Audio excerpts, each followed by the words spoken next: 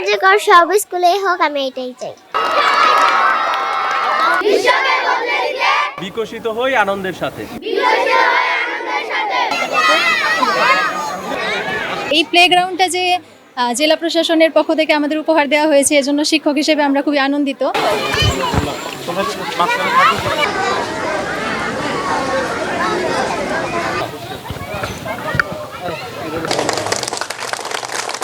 আমার অনেক ভালো লাগতেছে যে আমরা অনেকদিন পরে এরকম দোল খাচ্ছি, যে স্লিপার তারপর ঢেকি এগুলোতে খেলতে পারবো। আমার অনেক ভালো অনুভূতি। বাচ্চাদের এতে করে বিশেষ উপকার হবে। আমি প্রথমত বলতে চাই যে বাচ্চাদের একটা হ্যাঁ, মানসিক ব্যাপারটা তো আছেই, মানসিক একটা উন্নতি হবে।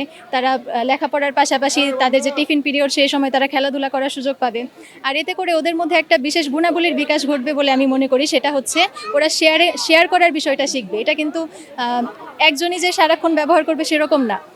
এটা তাদের ভাগাভাগি করে এটা দিয়ে মানে খেলাধুলা করার যে ব্যাপারটা, সেটা তারা শিখবে বলে আমি মনে করি।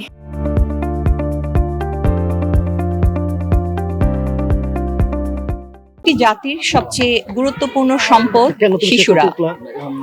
পৃথিবীর যা কিছু সুন্দর, যা কিছু শুদ্ধ, যা কিছু কল্যাণকর, তা সবকিছুর সাথে পরিচয় করিয়ে দিয়ে শিশুদেরকে সুনাগরিক হিসেবে বড় করে তোলা আমাদের দায়িত্ব।